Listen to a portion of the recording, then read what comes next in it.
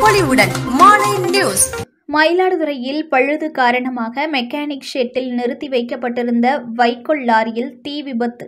மிக அருகிலேயே குடிசை பகுதிகள் உள்ள நிலையில் தீயணைப்பு துறையினர் விரைந்து செயல்பட்டதால் பெரும் விபத்து தவிர்க்கப்பட்டது. மயிலாடுதுறை மாவட்டம் முத்துவக்கீல் சாலையில் அலி என்பவரது மெக்கானிக் ஷெட்டில் 2 நாட்களாக தஞ்சாவூர் மாவட்டம் ஐயம்பேட்டையில் இருந்து ஆம்பூர் நோக்கி வைக்கோலை தமிழ்ச்செல்வன் என்பவருக்கு சொந்தமான லாரியில் ஏற்றி சென்றுள்ளனர்.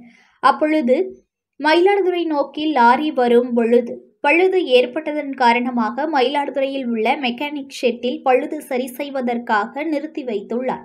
இந்நிலையில் இன்று காலை 6 மணி அளவில் திடீரென்று வைக்கோல் தீப்பற்றி எரிந்தது. இதனை கண்ட அப்பகுதி மக்கள் உடனடியாக தீயணைப்பு துறையினருக்கு தகவல் அளித்தனர். சம்பவ இடத்திற்கு வந்த தீயணைப்பு துறையினர் விரைந்து செயல்பட்டு தீயை கட்டுக்குள் கொண்டு வந்தனர்.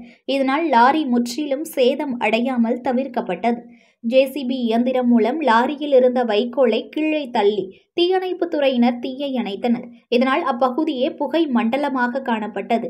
தீ விபத்து ஏற்பட்ட இடத்திற்கு சுமார் 100 மீட்டர் தொலைவில் கலைஞர் நகர் என்ற குடிசை பகுதி அமைந்துள்ள நிலையில் தீயணைப்பு துறையினர் துரிதமாக செயல்பட்டதால் பெரும் விபத்து தவிர்க்கப்பட்டது.